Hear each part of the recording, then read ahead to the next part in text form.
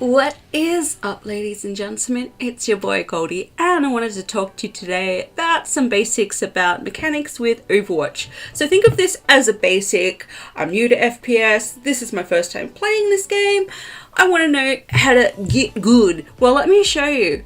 So basically, people think about mechanics like a big black box skill. No one knows really how it works, and it's some kind of innate ability made of purely reflex and magic. But the reality is that the majority of what makes the mechanically skilled player is not superhuman hand-eye coordination or reaction time, but it's instead like innate understanding of when to use the tools at their disposal.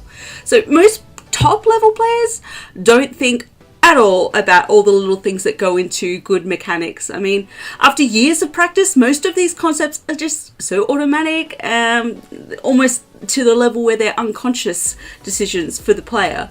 So this isn't going to magically make you top 500, but it will give you some context about what to look for when, perhaps you're analysing VODs that you record of yourself playing. So, aiming style. So, it's not mutually exclusive. People with good aim often use these certain skills in tandem, such as using good placement to reduce flick length or strafing while subtle tracking. So placing is when you place your crosshair and let the targets move across its location. So crosshair placement is commonly used to refer to placing the crosshair at the corner and waiting for the enemy to peek. This is a great use of crosshair placement, but it is far from the only time you can use this technique. At any time when you know where the enemy wants to move, you can use your crosshair placement to line up easier shots. So for example, crosshair placement can be effective when used on an enemy is trying to move into a corner. Placing your crosshair in their path to safety and waiting for them to walk over the crosshair can make landing a Widow headshot much easier. And so we've also got strafing as an aiming style. So that's when you use your own movement as a means of aiming. Strafing on its own is an excellent way to make minor adjustments to aim. When holding chokes, you can match the speed of the target much easier than trying to fine-tune adjustments with tracking them. So when at close range, especially like when you're playing a hero like Tracer, matching the speed of your target means less mouse movements and an easier shot. Although, keep in mind, it also makes it easier for them to shoot back if they are looking at you. So when aiming at shallow angles like perhaps at a Pharah overhead, matching her horizontal movements means less of an awkward horizontal aiming when you're looking up that much. And tracking is another aiming style. So that's when you try to keep the crosshair on the target while shooting. Consistent movements coming from your fingers, wrist, or arm depend on the target's distance, target's distance and speed. Tracking is basically required when using beam or high rate of fire weapons. For other weapons, tracking is still useful when enemies are moving in a consistent manner. So it's more of a micro game sense than necessarily a pure reflex. When tracking, you're not reacting to someone's position, but predicting it based on their current movement. The more you are familiar with movement speed, fall speed, and movement habits of heroes, the more that you can commit them to muscle memory, the easier it is to track targets. The more you rely on muscle memory and habit, the better you will have that your reflexes will be. Well, that wasn't really said well. I mean, the more that you rely on your muscle memory, the easier it will for your reflexes to naturally happen. Okay, and we've also got flicking. Flicking is when you quickly move your crosshair to the target and shoot. It's often with your wrist. Flicking is an alternative to tracking, best used with low rate of fire weapons when targets are moving in a less predictable manner. So there are two main instances when you want to use flick shots. First, it's for aiming quickly at a new target. Second is if you're using a low rate of fire weapon and are dealing with erratic movement. Flick shots are way easier than tracking. I mean, many people reset after flicking, moving their crosshairs to the target, shooting and moving it back in the same direction it came from. And a couple of reasons for this include, like, resetting moves your wrist back to a neutral position, making the next shot easier. And many people favour flicking in one direction over and resetting, usually keeping the target in the favoured side of your crosshair. Now, onto some general advice. Aiming with your eyes. When you're tracking or flicking, try to keep your eyes on the target. I mean, it kind of seems dead obvious, but it is a common problem. Many people try to keep their eyes centered on the crosshair even if the target is in peripheral vision. Deliberately focusing your eyes on the target and then moving your crosshair to the point will give you better aim and awareness than keeping your eyes locked to your own crosshair. The human eye is built for staying dead centered on moving targets, and your eyes will always have a better reaction time than your hands, so use that stuff to your advantage. Okay, and also know what the enemy is doing. Good prediction is one of the most important factors in aim. Understanding the playstyle and movements of enemy heroes is necessary for good crosshair placement and helps other aim styles as well. Pay more attention to when your target wants to be somewhere. I mean, if someone is trying to get on the payload, duck into cover, grab a health pack, or boost onto high ground, they're much more likely to be moving in a predictable way and will be much easier to hit. Moving on to understanding shallow angles. You need to aim 90 degrees from the ground and move the mouse left or right. Then move the cursor up significantly and then move the mouse left and right. You'll notice that the cursor seems to curve upwards relatively to the 90-degree plane. Basically, the more you look up and down, the less straight your x-axis mouse movements are going to be. Basically, in real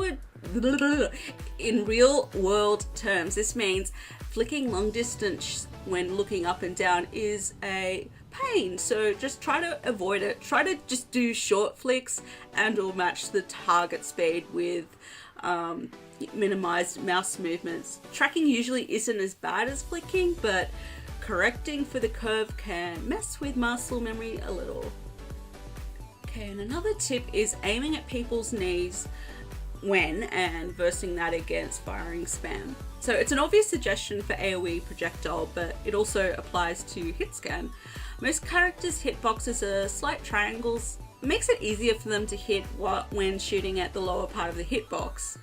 When you use a higher rate of fire weapon like Bastion, Soldier, or Zarya, or weapons without headshots such as Ana or Zarya, it can be advantageous in some situations to aim at the knees, especially when you are facing just firing spam from them.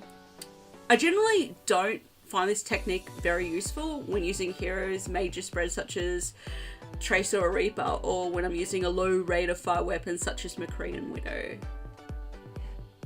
Alright fam, we're almost there. I just wanted to quickly touch on movement.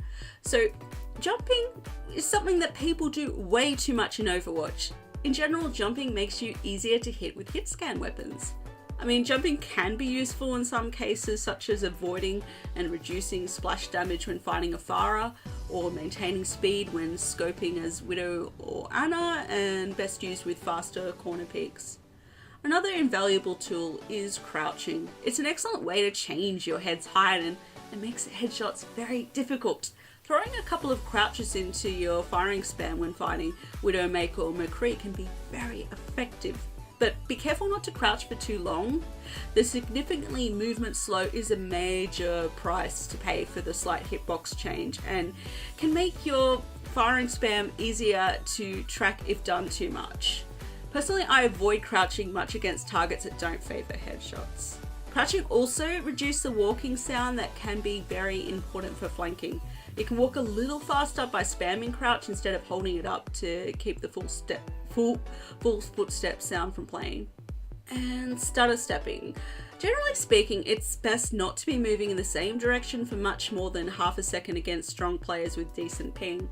At the same time, make sure you're actually moving. You know, if you spam the movement keys too fast, you might actually just end up standing still. It isn't worth messing with your aim if your target isn't returning fire.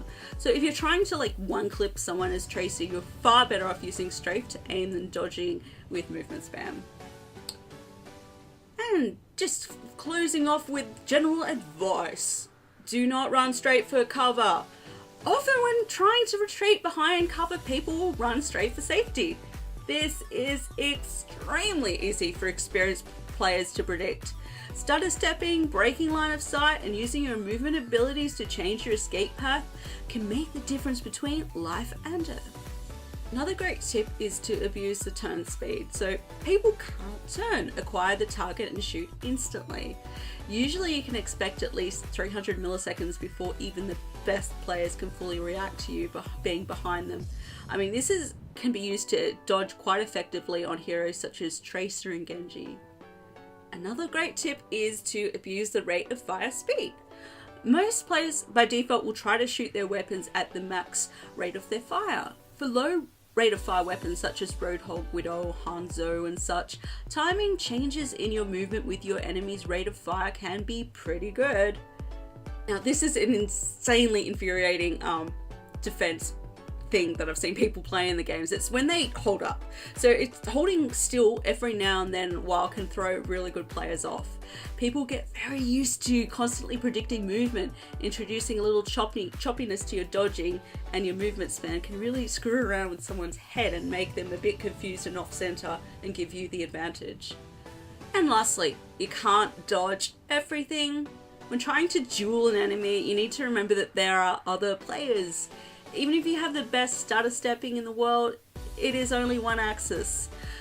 Someone to your side is going to see a relatively static target.